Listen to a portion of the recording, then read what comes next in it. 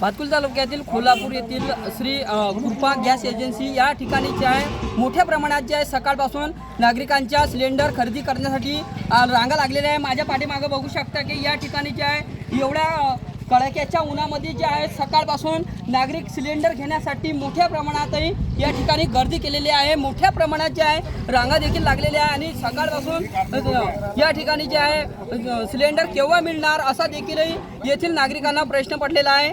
आणि या ठिकाणी जे आहे माझ्या पाठीमागे बघू शकता की हे एक ग्राहक आहेत की या ठिकाणी जे आहे चक्क त्यांनी जेवणाचा डब्बा पण सोबतच आणला आहे।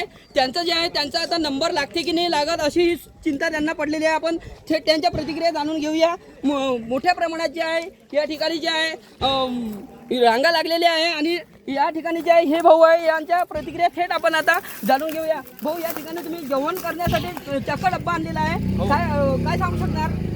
सकाळी 6 वाजतापासून आलो। 6 वाजता मला वाटलं का दिवस लागते का काय लागते, त्याच्यामुळे मग मी डबाच घेऊन आलो सोबत। काय आता अपेक्षा काय तुम्हाला, काय सिलेंडर केव्हा मिळणार? मिळाला आता सिलेंडर, पण आता जायलाही वेळ लागतो ना। आणि त्याच्यामध्ये कसं की गोळ्या बिळ्या चालू राहतात, तर जवळपास जेवण वेळेवर पाहिजे, त्याच्यामुळे डबा आणावाच लागला।